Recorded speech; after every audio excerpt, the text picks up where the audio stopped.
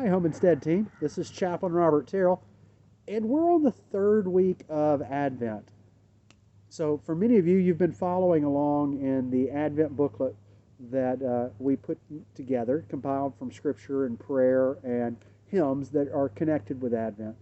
And for those of you who don't know, because you maybe weren't raised in a tradition that talked about Advent, Advent is the time in my faith tradition where we focus on the coming of the Lord. The fact that Jesus came when he was incarnate and the fact that he will come again. It's a time of waiting and preparation.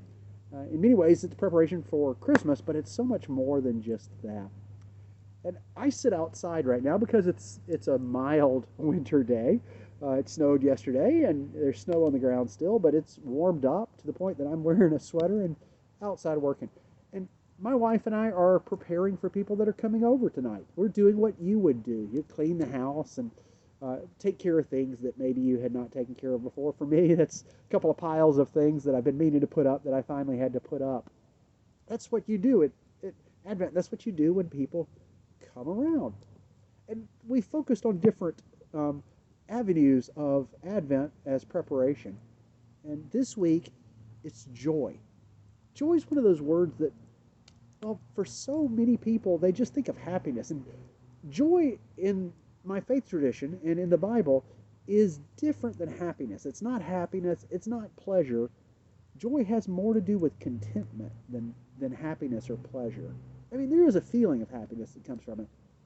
But Paul could talk about being joyful in the midst of being in prison. Jesus was joyful while he was on the cross. It wasn't that he was happy. He wasn't, far from it. But he was content. One of the things that Advent reminds us to do is, well, to focus on that joy instead of just the happiness. A lot of people focus on happiness during Advent as they prepare for Christmas. They enjoy that. That's great. But what we want to focus on instead is joy, which goes so much further than happiness. For me, joy comes down to remembering who God is, that he's the one who loves me, the one who forgives me, the one who claims me, and knowing that he knows who I am with all my faults. I don't have to hide that from God. God instead knows exactly who I am and loves me just the same. This week, as you read the scripture in the Advent booklet, I'd encourage you to focus on joy. I would love to hear what brings you joy in your life. You can contact me anytime. But I hope you have a wonderful week as we continue to prepare for Christmas.